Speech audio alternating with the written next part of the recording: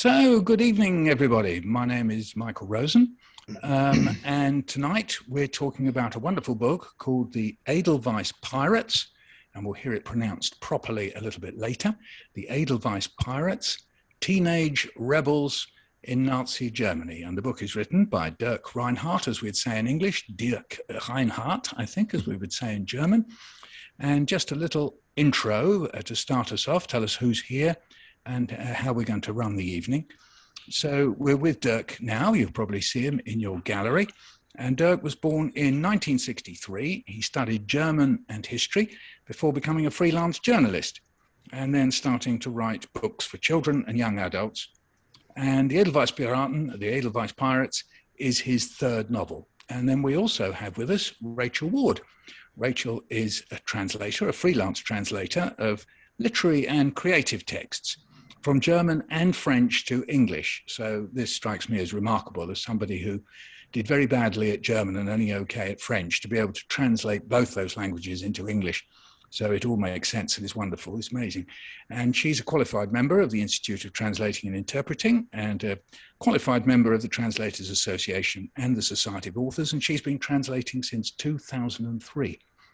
So the way we're going to do it this evening is we'll start off by hearing a little portion of the novel, and then I'll ask Dirk and Rachel some questions. And then when that's over, we'll take some questions from you. So if you have questions, please put them in the chat room. I know there's a facility that says Q&A, but I'm studiously ignoring that. There we are. You can see Pushkin Press talking to you even now. So if you're clever, you'll have one eye on the chat room and one eye on us. Or even an ear, maybe if you've got an ear. And so we're going to begin. So we're going to begin with hearing a little bit of the Edelweiss Pirates in German, and then we'll hear a translation from Rachel. So over to you, Dirk. If you want to set the scene, if you want to say where this little scene comes from, and those who can speak German will pick up some or all of what you're saying, and then Rachel will make it clear to people who are purely Anglophone. Over to you, Dirk. Yes, okay. Hello, I'm glad to be here. And I will write a little scene from the book. I have the German book. It's an old, tattered book. I have used it very often. And I write a scene quite from the beginning of the book. And a young man, Daniel, he's a 16-year-old. He is at a cemetery and he meets an old man. And this meeting between the 16-year-old Daniel and the old man, is more than 80 years old, is kind of beginning of this novel. Alles begann damit, dass ich jemanden nicht gehen ließ. Ob er auch von sich aus geblieben wäre? Wahrscheinlich nicht. Er war zu scheu dafür. Es war vor 2 Monaten. Ich stand am Grab meines Großvaters, der kurz zuvor gestorben war. Der Himmel war kahl und grau. Überall fielen die letzten Blätter von den Bäumen. Ich stand da und vermisste ihn, wie ich ihn auch jetzt noch vermisse. Ich bin oft zu ihm gegangen. Damals, wenn es etwas gab, womit ich nicht zurechtkam. Er war so gelassen. Nichts konnte ihn aus der Ruhe bringen. Egal, was mir auf dem Herzen lag, wenn ich es mit ihm besprach, hatte ich nach einer Weile das Gefühl, es sei klein und unwichtig und hätte eigentlich gar keine Bedeutung. Es wurde allmählich dunkel. Ich wollte gehen. Da fiel mir ein Stück entfernt, vor einem der anderen Gräber, dieser alte Mann auf. Er hatte nichts Besonderes an sich. Aber ich war schon letzte und vorletzte Woche hier gewesen und jedes Mal hatte ich ihn genau dort, an dieser Stelle gesehen. Ich betrachtete ihn genauer und konnte erkennen, dass er die Lippen bewegte, so als spräche er mit jemandem. Aber es war niemand in der Nähe. Da war nur der Grabstein vor seinen Füßen. Und noch etwas bemerkte ich. In regelmäßigen Abständen sah er zu mir herüber. Die anderen Leute beachtete er nicht. Wenn er den Kopf hob, sah er immer nur zu mir, zu niemandem sonst. Ich wusste nicht, was ich davon halten sollte. Es war mir unheimlich. Nach einiger Zeit wandte er sich ab und ging. Während ich ihm nachsah, hatte ich mit einem Mal das Gefühl, ihn wegen seines Verhaltens zur Rede stellen zu müssen. Normalerweise bin ich nicht so, aber an dem Tag hatte ich dieses Bedürfnis. Und bevor es nachließ, war ich ihm schon hinterhergelaufen. Es war ein gutes Stück bis zu dem Grab, vor dem er gestanden hatte. Aber da er sehr langsam ging, mit kleinen, vorsichtig tastenden Schritten, war er noch nicht weit gekommen, als ich dort anlangte. Dankeschön. And we could get a lovely sound of the German there, hearing the cadences. I could understand bits of that. Letzte Blätter, for example. I think I understood that, and various others, which was lovely. But Rachel, now, if you'll be so kind as to read us your translation. Yeah, so that's the English cover, so you can see it from Pushkin. It all began when I wouldn't let somebody go. Would he have stayed of his own accord? Probably not. He was too shy for that. It was 2 months ago. I was standing at my grandfather's grave not long after he died. The sky was bleak and grey. Everywhere the last leaves were falling from the trees. I stood there, missing him, the way I still miss him. I often went to see him before, if there was something I couldn't deal with. He was so relaxed, nothing fazed him. No matter what was on my mind, if I discussed it with him, I felt after a while as though it was small and unimportant and didn't actually matter at all. It was gradually getting dark. I was about to go. Then I noticed this old man a short distance away by one of the other graves. There was nothing special about him, but I'd been there the week before and the week before that, and every time I'd seen him in exactly that spot. I looked more closely at him and could see that his lips were moving as if he were talking to someone, but there was nobody around. There was only the gravestone by his feet. And I noticed something else. He kept looking over at me. He wasn't paying any attention to anybody else. Whenever he raised his head, he looked at me and nobody else. I didn't know what to make of it. It was a bit creepy. After a while, he turned and walked away. As I watched him, I suddenly had a feeling that I should ask him about the way he was acting. I'm not normally like that, but that day I felt an urge, and before it faded, I'd run after him. It was quite a way to the grave he'd been standing by, but he walked very slowly, with small steps, cautiously feeling his way. So he hadn't got very far when I reached it. Lovely. Thank you very much. Lovely flow to that in English. We'll come back to that, Rachel, in a moment, talking about your translation. But let's begin with you, Dirk. To fill people in who have no idea, who were the Edelweiss Piraten, the Edelweiss Pirates, as we're translating it? Who were they? The Edelweiss Pirates were young workers in Nazi Germany. Most of them were apprentices, mostly boys, but also girls, between the ages of around 14 and 18.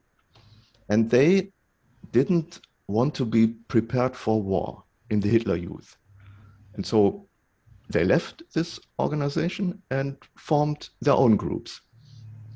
However, in doing so, they broke the law and were persecuted, first by the criminal police, and then by the SS, and finally, even by the Gestapo. And where did they live mostly? I'll just declare an interest here. I made a radio program about the Edelweiss Piraten some years ago, and I went to Köln, or what we call Cologne, in order to interview some old men, like the man in your book, about them. So was it in the area of Cologne or elsewhere? Yes, it was this area. Most of the Edelweiss pirates lived in the Rhine-Ruhr area, especially in the big cities there. The most important center of the movement was actually Cologne. And the novel takes place in Cologne. But the Edelweiss pirates, they also lived in Düsseldorf, in Dortmund, in Essen, in Duisburg, and in other cities of the area. And this area was kind of industrial center of Germany, especially of the armaments industry. Is it right? Armaments Yes. industry, Krupp and so on. And these young people often started working as apprentices in these factories at the age of around 14 or 15 years. And would you describe them as political? The reason why I ask is because when I was there was some debate amongst historians, some who said that they were just rebelling against being in the Hitlerjugend, or the BDM, the girls' version, that they were just rebelling against that and weren't political in the true sense of the word. And then when I interviewed this man, he explained that his father had in fact been a communist and had been put into Dachau. So he had a left-wing background, and so he resented the fact that he was just, as it were, rebelling against the Hitlerjugend, and that's all. So how would you describe them in terms of in those terms? I think in the beginning they were not really political. In the beginning, they were rather a kind of young rebels who didn't want to be dictated to by the authorities at school, in the factories, and especially in the Hitler Youth. They wanted their freedom to wear their own clothes and not the clothes of the Hitler Youth, to wear their own hairstyles, to sing their own songs, not the songs of the Hitler Youth. And I think if the authorities had left them alone, they might never have become political. But the more they were persecuted, the more they realized that the whole system is wrong. And then at least some of the groups, not all, but some of the groups became very political, distributed leaflets against the Nazis and against the war, committed attacks on the supply trains of the Reichswehr, and even tried to persuade the adults to resist the regime too. So just to be clear, at what point in the Third Reich was this? So if we say the period is 1933 to 1945 of the Reich, the Third Reich, at what point was this when you were just describing those situations? I think the first groups of Edelweiss Pirates formed in 1941, I guess. And they came into the sights of the authorities in around 1942-43. The Rhine-Ruhr area was heavily bombed by the Allies because of the armaments industry and because of the big railway lines there. And that means the longer the war lasted, the more dissatisfied the population became. And the service in the Hitler Youth also became more and more military and brutal in the course of the war, with more and more young people refusing to serve. So I think in 1944, the Edelweiss Pirates movement had reached a kind of climax. It's estimated that in Cologne, around 2,000 to 3,000 young people were involved in this movement, but sadly, more than half of them did not survive. Really? Yes. So this reminds us the extent to which the Nazis persecuted and murdered their own citizens. These are German citizens, and not because of how they were born, as with Jews and Gypsies and others, but because of their beliefs and their behavior. Yeah, yes, that's right. Not only the Jews were persecuted and other groups, but also the politicals, as it was called in the Third Reich. And the Edelweiss Pirates, in the eyes of the Nazis, were political opponents. Yes. Yes. And why is this story important to you personally that then led you on to want to write about them? And we'll talk about putting things into fiction in a moment. But just as you came to hear about this stuff, why was it important to you? Why would it? I think my father and my grandma, they both told me a lot about the time. For example, my father once told me what his oldest memory is. And he told me he was standing at a bus stop with his mother, my grandma, waiting for the bus. And then a plane came. In German, it is called Tiefflieger. I don't know, Rachel, what is the word? A low-flying plane. A low-flying plane. And shot the people at the bus stop. My father and grandma were not harmed, but another man standing next to them was killed. So, that was his oldest memory, not a child's birthday or, I don't know, first day at school or things like that. And I think these experiences in the war were also the reason why my father later became himself politically active in the Social Democratic Party. I think around when Willy Brandt became the chancellor in Germany. And my father, he was, of course, very interested in this novel. Sadly, he died shortly after it was published, but he was the first reader of this book. Excellent. So let's come to this issue about fiction. So you're a journalist, you're obviously very capable of writing non-fiction, and you've chosen to use the fiction form, writing a novel for young people. So why did you do that? Why did you find fiction as suitable clothing, if you like, for this material? It's a book for both young people and adults, but I wrote it especially for young people.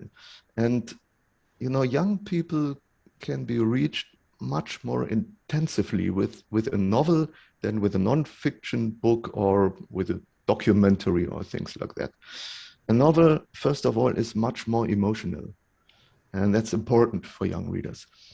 And it offers the reader the opportunity to get very close to the characters of the book and to put themselves in their shoes. Is this right in English? Put Perfect. themselves in their shoes. Ganz gut. And also maybe to ask themselves, what would I have done if I were in this situation of these young people? And I wanted to achieve exactly this kind of confrontation. And I think a novel is simply best suited for this. Yes, indeed. And you've told the story, as we heard in that introduction there. A large part of this, the story of what happened then, goes on through the eyes of this old man who's telling what happened during this period, as you say, 42 to 44 and so on, 45. And we hear it through him because of what he's seen. So one of the things he says that interested me was that the man, this old man, he feels, we have this word disgruntled, it means kind of annoyed, irritated, that people don't know this story, that they haven't heard it. You say that at one point, he says that to the boy.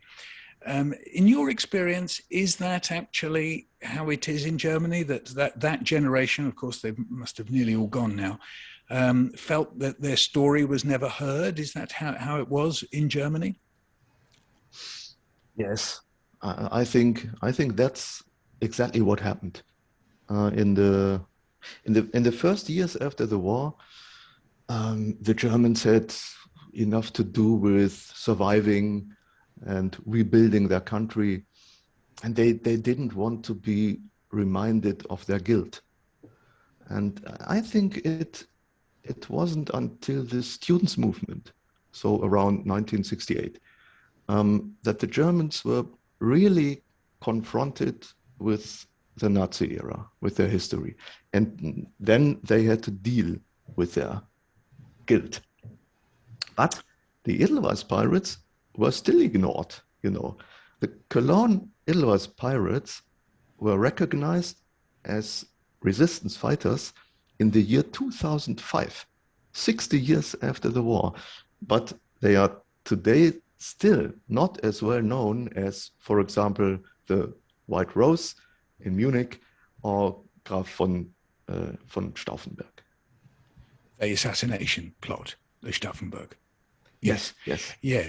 And so that's an interesting thing, because you mentioned both those that they feature in your novel, these mentions of Sophie Scholl and Stauffenberg.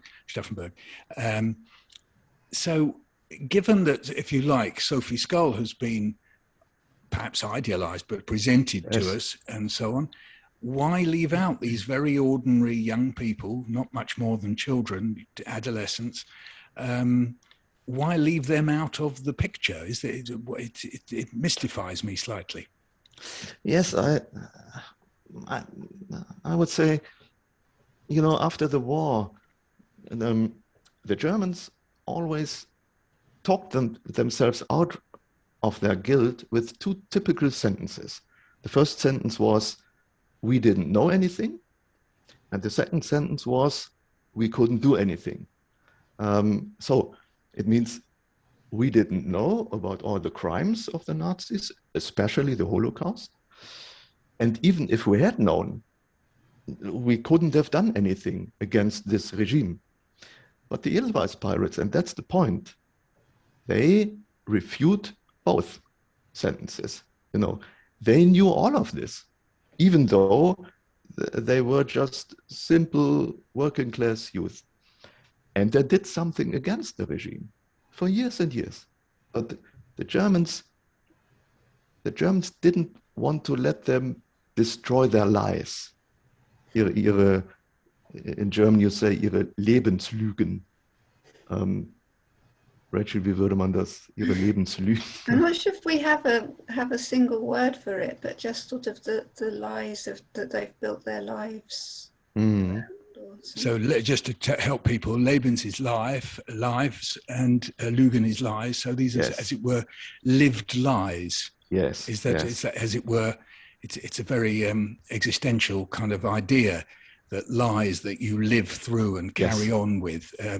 German is brilliant with these wonderful compound nouns that enable us to have concepts that, I mean, we do in English as well, but German is particularly like that. We know from the German philosophers. So coming to you now, Rachel. So you've translated this book wonderfully. Let me say that straight away. It is extraordinary. It flows. You wouldn't know that it was translated. And that, for me, is always the test, ultimately, for a reader, that you know, if you go, oh, that's it, but you don't at all. So were you familiar with this subject before you got to translate the book? Had you heard of it personally? The Edelweiss Piraten? So no, I didn't know anything about the Edelweiss Pirates. I studied, I did GCSE history and A-level history, and Nazi Germany and the Nazi regime was on the syllabus for both. For GCSE and for A-level, and in my degree I did some units on German politics and German history and a lot about the Nazis, but I never heard of the Edelweiss Pirates. We read Die Weiße Rose, the White Rose, about Sophie Scholl during my degree, but until I first read Dirk's book, when I was approached about translating it, I'd never even heard of the Edelweiss Pirates. So let's get down to the level of language. There you are sitting with Dirk's book, it's next to you, and I'm guessing, because my German is so limited, I can't see it, can't hear it and so on, that some of the language in the original is very specific to the time, place and people. So do you think, well, maybe tell us, did it pose any interesting and challenging moments for you? Yeah, so I mean, there's always, in any book, it's the issue of the voice. You're trying to replicate the voice in some way in another language. So in this book, there are there are two voices. There's Daniel, the young boy, in the modern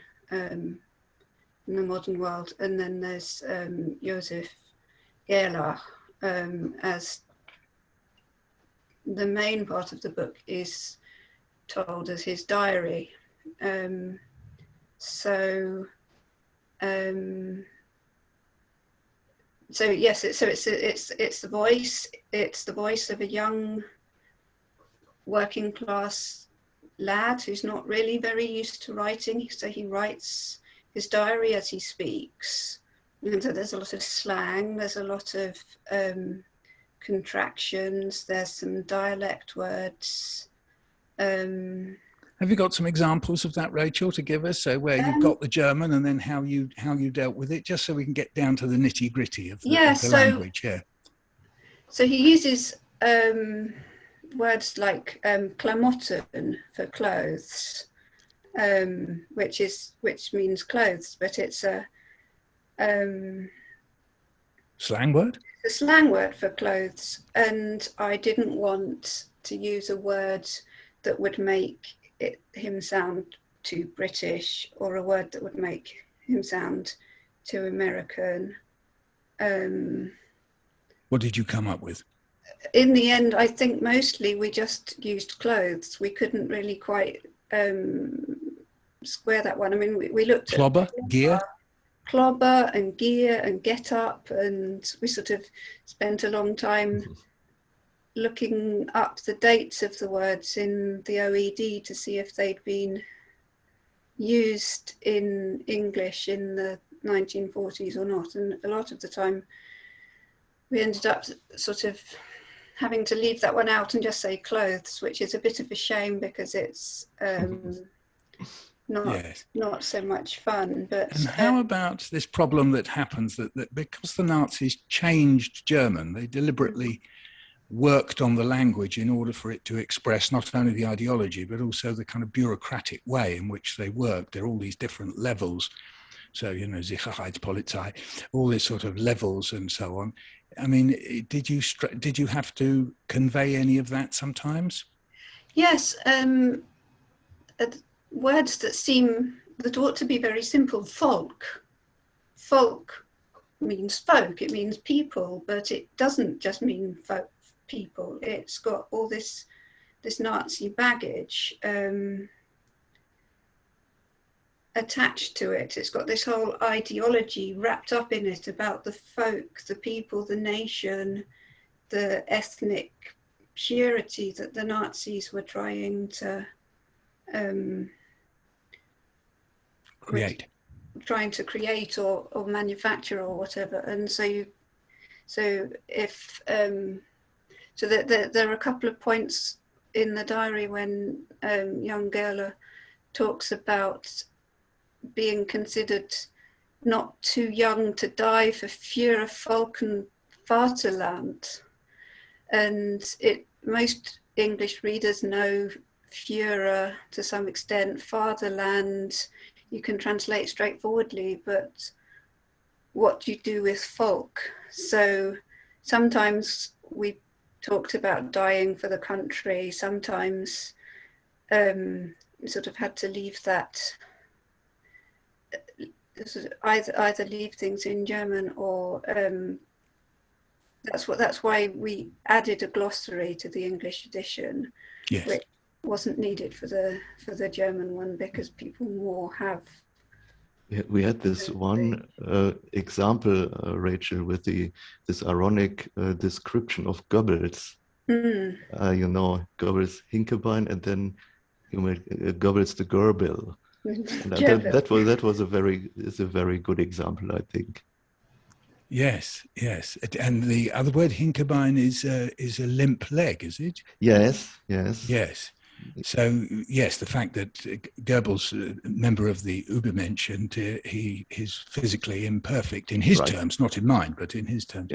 Yes, which of course they play with that idea, don't they? Yes, excellent. Look, I'm going to just bring this little part of the conversation to an end because I can see there's lots and lots of questions in the chat. So I'll play chairperson here.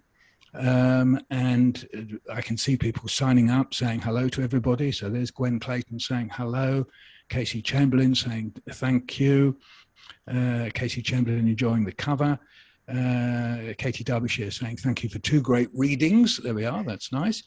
And loved hearing that in both languages. So I can see that somebody has asked a question in German. Was ist in Ihrer Meinung das Wichtigste? And so on.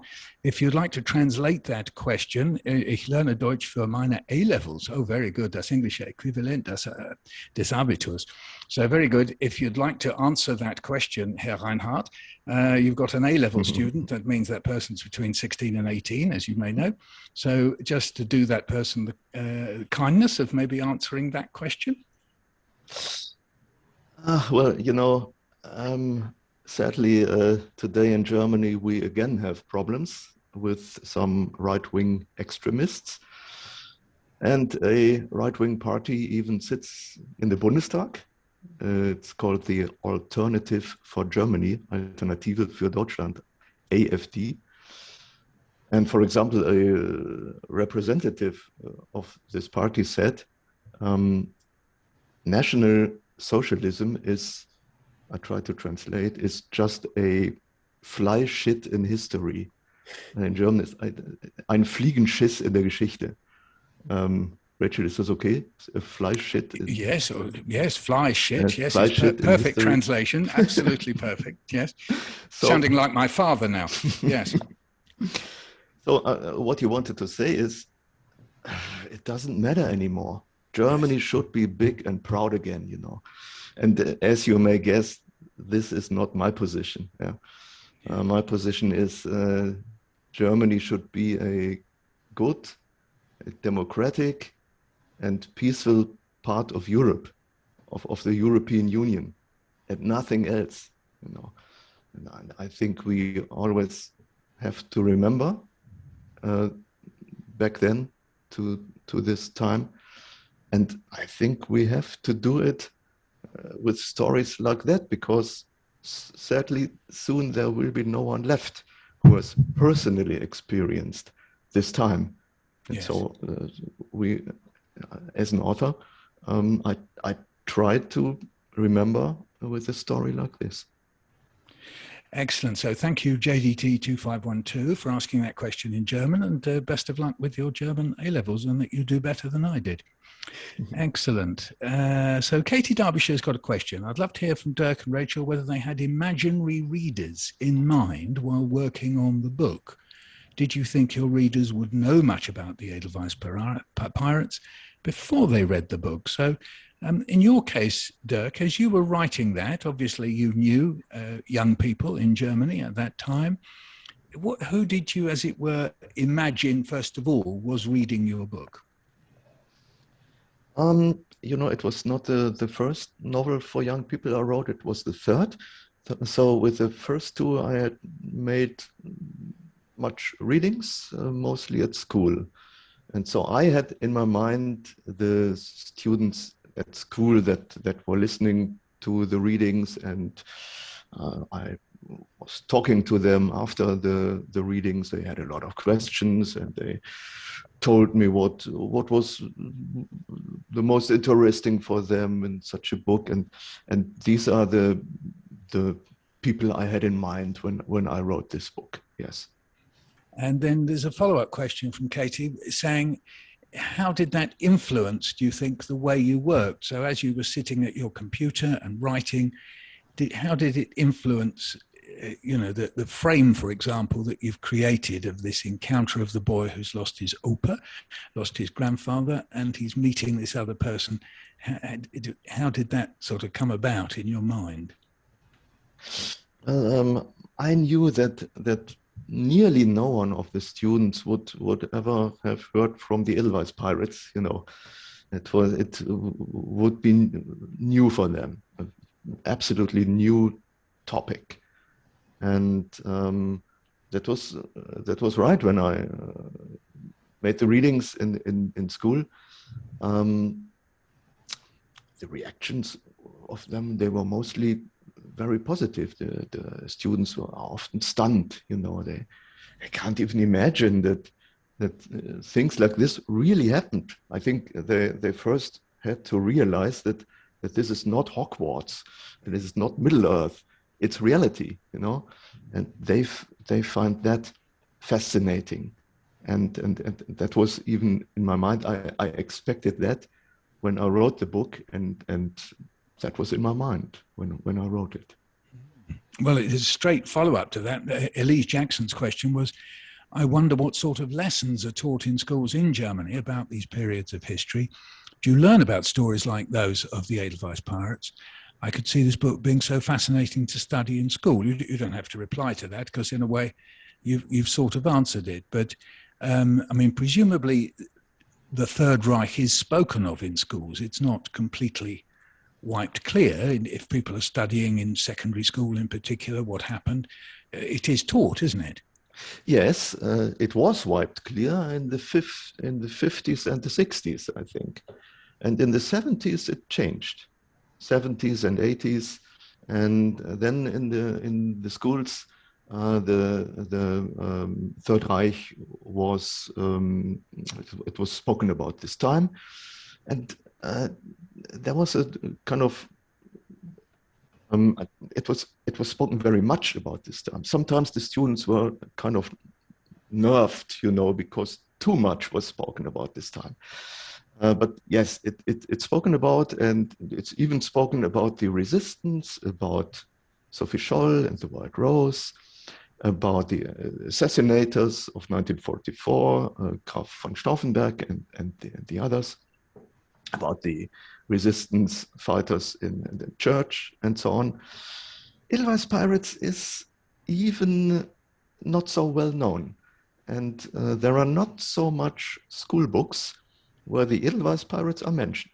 Sophie Scholl is mentioned everywhere, Anne Frank, and Graf von Stauffenberg, but the Edelweiss Pirates are not so often mentioned.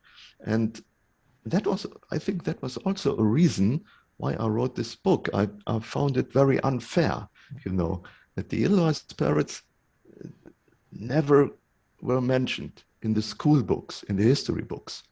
Yes. And but yes, the time of the Third Reich and the National Socialism is very much mentioned in the schools in Germany. Yes. Yes, and there's been a little bit of notice taken of the Schwings, the kids who played swing music, American swing music, Benny Goodman, and Fats Waller, amongst the students. That there's a little bit of mention, certainly in Britain and America, there's been a bit of interest in that, in swing music. I've just mentioned that by the side. You've got a professional question here, Dirk, which is nice, from Brazil. Telma Franco Diniz, apologies if I'm pronouncing your name wrong, Telma, who says that I think she is a translator. Telma sounds like, no, Franco, maybe a man. So anyway, you are a translator. And if you would be interested in your book being translated into Brazilian Portuguese, then Telma Franco Diniz would be interested in doing it. Who should I approach to discuss about the translation rights? So normally, Telma Franco Diniz, you look in the beginning of the book and you can see the publishers and so on. Unless you want to add something to that, a nice professional question for you there, Dirk. Yes, there you go. The next person, Melanie Florence, says, if you look at the foreign rights section of the Pushkin Press website, so all of you out there who are fancy translating this book into French, Italian, or any other languages it's not been translated into, then yes, it would be a great idea. Okay, then Nikki Grant says, thanks very much. Thanks to Dirk Reinhardt for writing such an important book. We need to know this essential part of history, essential reading for us all, says Nikki. Yes, absolutely, says Jackie. Is it shocking to you, Casey Chamberlain comes back, that so few people knew about the Edelweiss Pirates? I found it shocking when I made the radio program. So is it, but then I'm not German. Is it shocking to you in the sense that somehow or other, I mean, the way you've described this, it doesn't fit the narrative. So we have Sophie Scholl, and there's a slight way in which I hate to say this, but it slightly appeals to a religiosity that she is a woman and then she is sacrificed and so on. And maybe that has a sort of slightly kitsch feel about it. I know this is a very taboo area to get into. And then there people know about tiny little underground communist cells. I know of a woman called Laura Wolf, who wrote a book called One Life Is Not Enough in English. But somehow or other, these guys, largely guys, they don't quite fit the narrative. I sort of got a certain sense of people being uneasy about them when I was talking in Germany in 2004, 2005. Does it shock you? That's the question from Ms. Chamberlain. Yes, of course. It was shocking for me to have this experience that no one knew the Edelweiss Pirates. And I can remember when I was at university and I studied history, even some of the professors didn't knew the Edelweiss Pirates. Even some of the professors that were engaged with this time, you know. And this was very shocking. And this was a point when I said, at first I had the idea to write my meine Abschlussarbeit at university about the Edelweiss Pirates. Is that a thesis, a dissertation? Is that right? Is that what you? Yes, a kind of dissertation. But then it was another topic out of some reasons. But I always had this topic in my mind. And then when I began to write novels for young people, then I thought, now is the time, you know. And so many people don't know about the Edelweiss Pirates was a very important reason for me to write this book. It motivated you. Yes, very much. Yes. Yes, excellent. So Ilona Aronofsky asks a question. She says the glossary is a good solution as it accesses historical understanding of the meaning of a word like folk in Nazi ideology. So that glossary kind of helps us with that, because exactly as you said, Rachel, you know, folk, people, nation, country, all wrapped up in one, as you say, but also with the idea of ethnic purity, which was, you know, the motivating factor behind some of the Third Reich, was the idea that the folk would be cleaned out of all the undesirable elements as they saw it. And then Ilona Aronofsky asked the question, what do you hope young people today, in the UK, for instance, would draw from this important story? So when you heard that this was going to be translated in English, into English, what did you think? What was your sort of first thought? Oh, English kids, British kids, perhaps Americans as well, will get to read this. What then went through your mind at that moment? I'm amplifying Ilona's question a bit. I think this story is important for people in other countries too, and especially in countries that suffered as much under the Nazis as the UK did, you know, because the novel shows that there was a wide range among the Germans at the time. There were the convinced Nazis, of course. In the novel, they appear primarily in the form of the Gestapo officials. There was the great crowd who just wanted to survive and therefore just looked the other way, you know. And there were some, not enough, but some who had the courage to do something. And that's what the novel shows. And that's why I'm so happy that the book is now out in English with Pushkin Press. And most of all, that it has been translated so beautifully by Rachel. I have read her translation from the first page to the last. And yeah, I think, Rachel, that you deserve an award for this translation. Yes. Well, I think there are awards for translators. Is it the Stephen Spender Award? I think maybe another one. But anyway, so hopefully this will be in with a chance. I'm now going to play devil's advocate. I'm going to ask you a nasty question. So excuse me, it's not what I think, but I'm going to ask you a nasty question, which is, some people, their approach to this period because they feel that the resistance was so small, they might say, and have said, I've seen in other circumstances, that dwelling on this, that's to say, Besetzung, sort of being preoccupied with this idea, somehow or other lets the Nazis off, or lets the German people, 33 to 45, we have the phrase let off the hook. That means they are less guilty, that somehow or other a book like this might be a danger because it somehow or other says, oh, they weren't as guilty as they were. So sometimes this word revisionism is used. So I'm saying this is not my view. So I'm doing that interview thing where I'm playing what we call devil's advocate. Mm. So how would you say that? How would you reply to somebody making that point?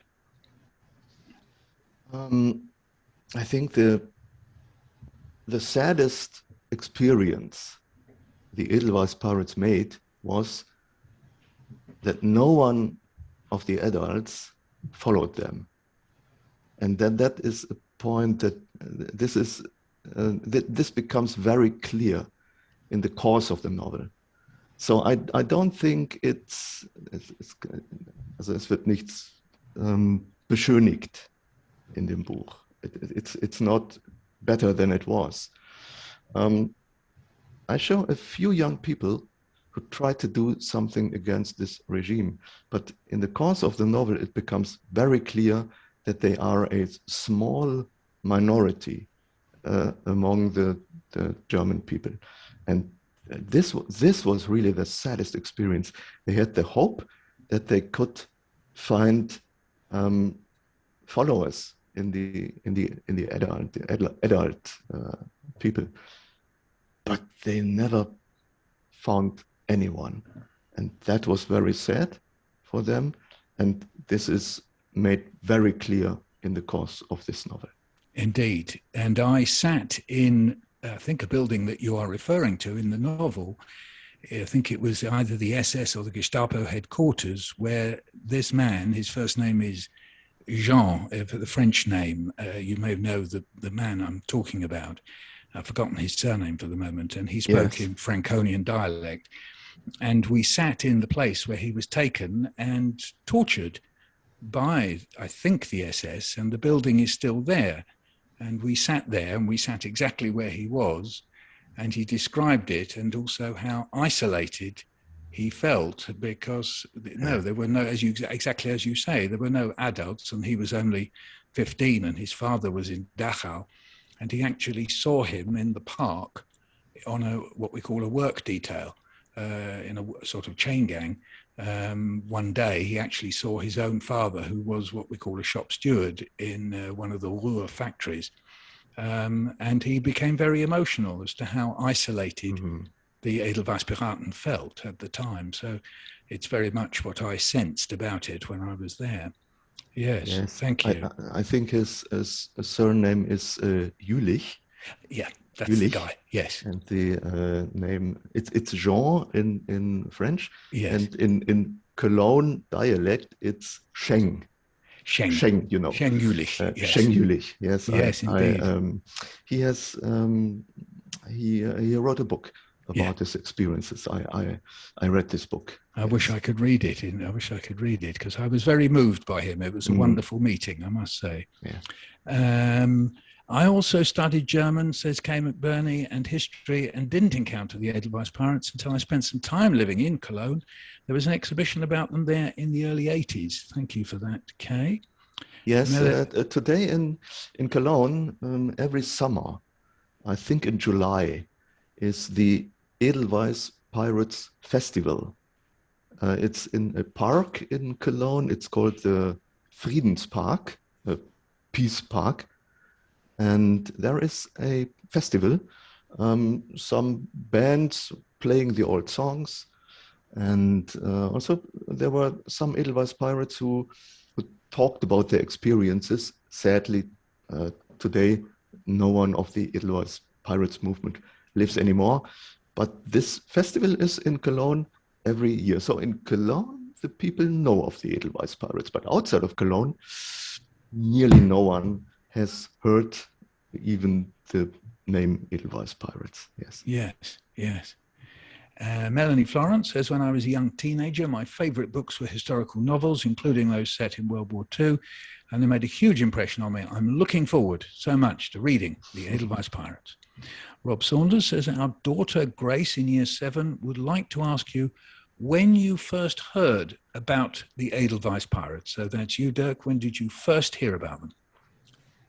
I think this was around when I was 13 or 14 years old, when I went to Cologne with some of my friends.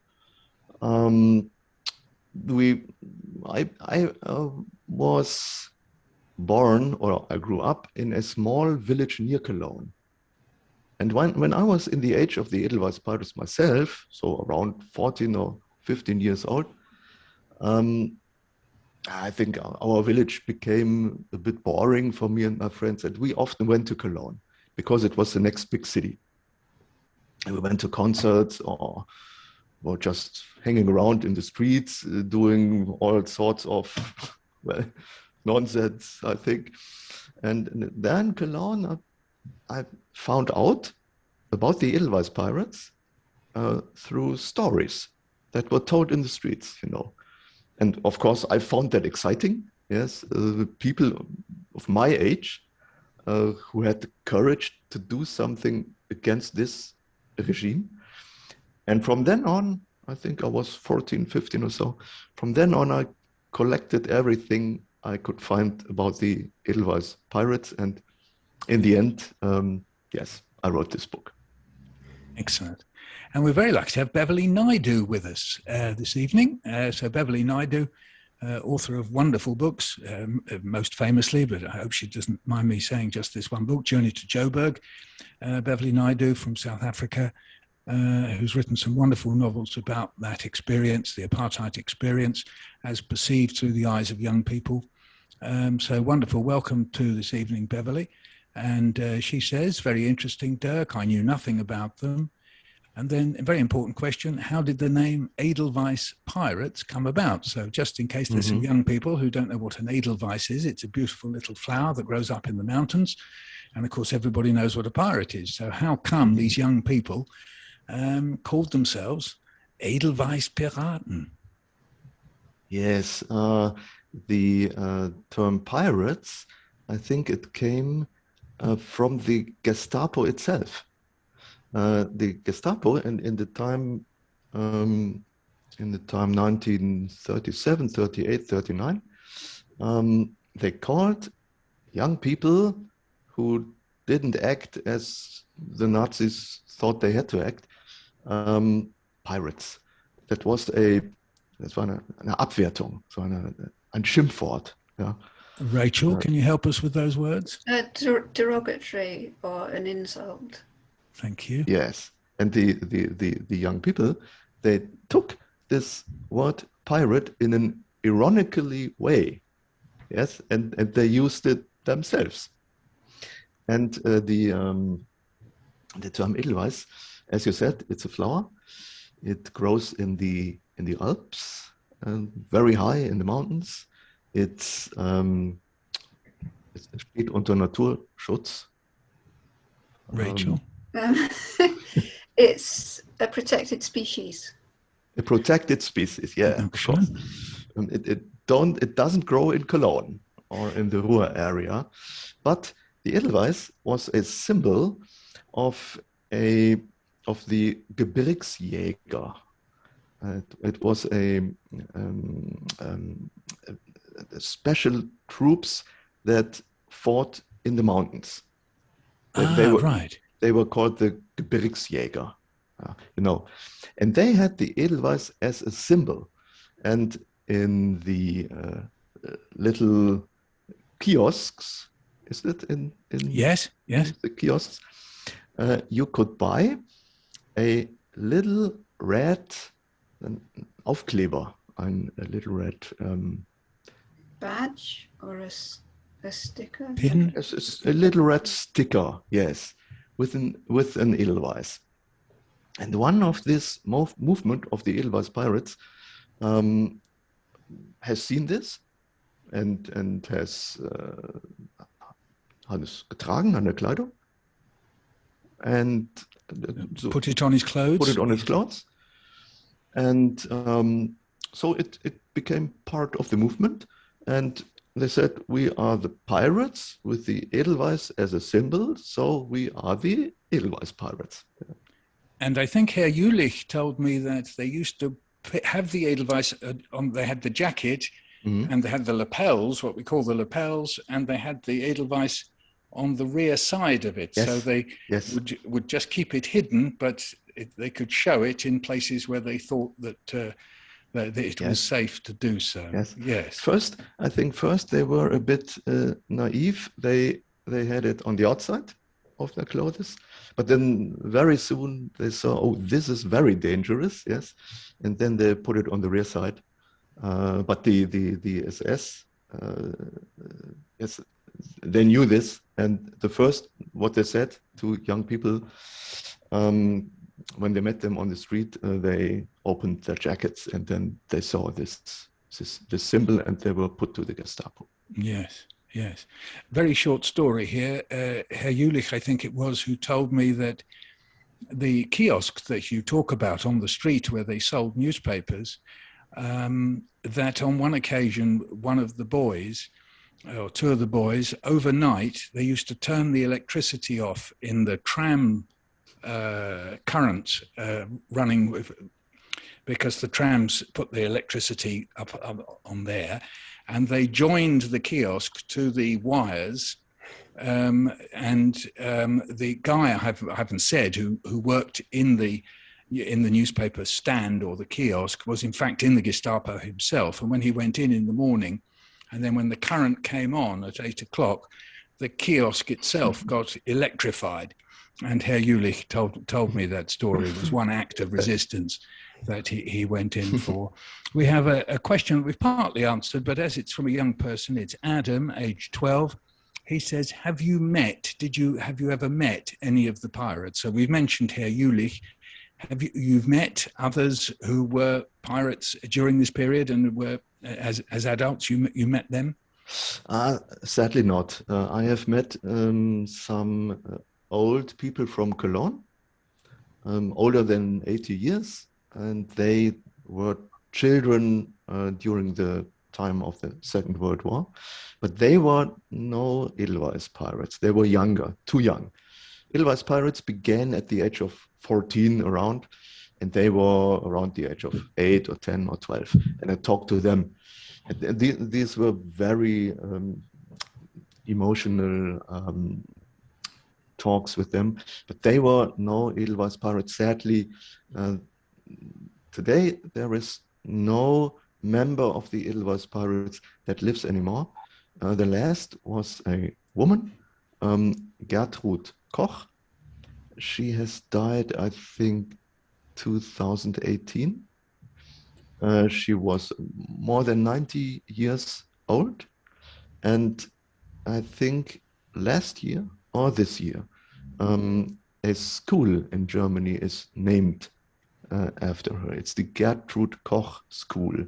And this is there are hundreds of Sophie Scholl schools or Graf von Stauffenberg schools or Anne Frank schools. This is the first school in Germany that is named after an Edelweiss pirate. Yes. Excellent. Well, I think that's a great moment to bring this evening's panel to an end. There's some wonderful questions, sorry that I didn't get to. You'll be pleased to know that JDT 2512 went on asking you questions in German. So vielen Dank for that. And there's Marta Youngblad, I think, perhaps from Holland, I don't know, who's asking questions. You may want to look at some of these. And Rachel is somebody from She Gathered Books, wants to ask Rachel, did you have to take English-speaking readers' pre-knowledge into account? So lots more interesting questions there. Sorry, we don't have time. But I think they can write to me. If you Google my name, you come to my website, and there is my email address. And so you can write it to me personally, and I will answer. Okay, so there we are. Find Dirk Reinhardt. Remember, it ends in DT in that spelling. There at the end. So find Dirk's website and find his email, write to him, and he's offered to reply, which is very, very generous of you. So Elena Aronofsky says she's looking forward to reading the book. Congratulations. And so on. So there we are. Great way to keep the pirates alive, says Casey Chamberlain. Vielen Dank für Ihre Zeit, says JTT 212. He's really had he or she has had a lot of German practice this evening, which is very good. And there we are, more congratulations and lots of thank yous as well. Dankeschön, Sie müssen das bestimmt erwarten, says JDT 2512. There we are, very nice. Bestimmt. Bestimmt, bestimmt, as my father would sometimes say as well. Yes, very good. So it's a sort of Yiddish German, I think. Bestimmt, bestimmt.